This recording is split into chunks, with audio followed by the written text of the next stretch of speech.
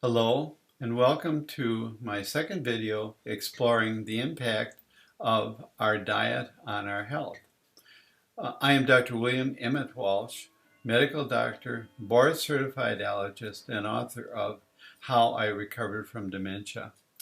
It is my seventh book covering our diet and the diseases that it causes or worsens.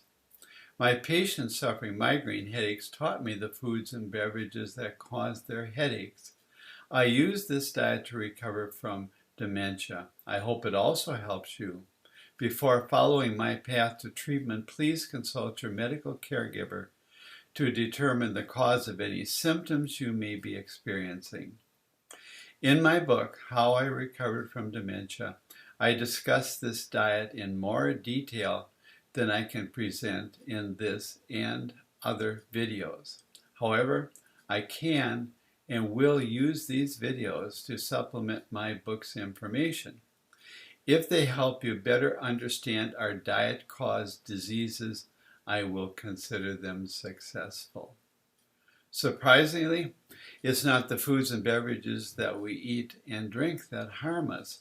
We are harmed by the excessive amount of certain chemicals that they contain, placed in them by nature or by food manufacturers. These chemicals damage the nerves of our body, aging them and us, as these chemicals destroy these nerves. Without these nerves, we ultimately die. This tragedy is not inevitable. We can recover and live. I call these dangerous food chemicals the aging chemicals, and they include 2 refined sugars, 1 amino acid, and citric acid. Fructose is the refined sugar. Found in many fruits, it is a tiny sugar made of only 6 carbon atoms.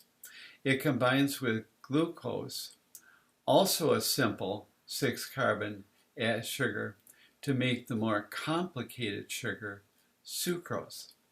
This combination sugar, sucrose, sweetens treats like cookies, donuts, pies, cakes, and table sugar.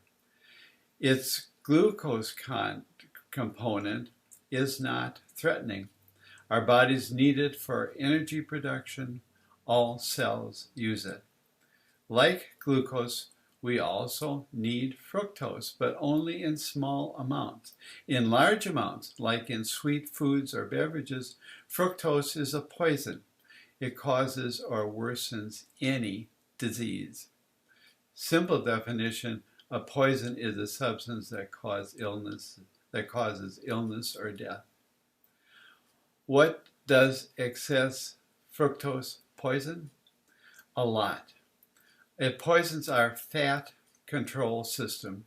I named it the fat control system because I've never seen it in other works, and so I thought that was a name that was descriptive for it.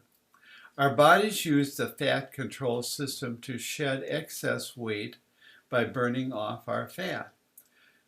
Excess fructose stops this system. Instead, in excess, it stimulates fat production, making people obese and susceptible to strokes and heart attacks because their heart and brain arteries are plugged with fat. Further, excess fructose encourages overproduction of insulin, fluctuating the blood sugar levels and exhausting the pancreas, leading to diabetes. Excess fructose also promotes dementia. Avoiding this excess delays the onset of dementia, a worthwhile endeavor that no drug can match. Heart disease, stroke, obesity, diabetes, dementia. Truly, excess fructose breeds disease. The second sugar I mentioned is galactose. Again, a tiny sugar found as a component of the more complex milk sugar lactose. Researchers use galactose in subcutaneous injections to age their laboratory animals when they are investigating aging. There is some evidence that galactose can be useful in treating Alzheimer's disease. However, many people are avoiding eating galactose, making lactose-free dairy products popular. I have the highest respect for the wisdom of ordinary people. Remember that they taught me the dementia reversing diet I use. As long as so many are avoiding galactose, I will include it among the aging chemicals. I'm in my 80s, and as I want to continue feeling young, I will continue to avoid galactose in my diet.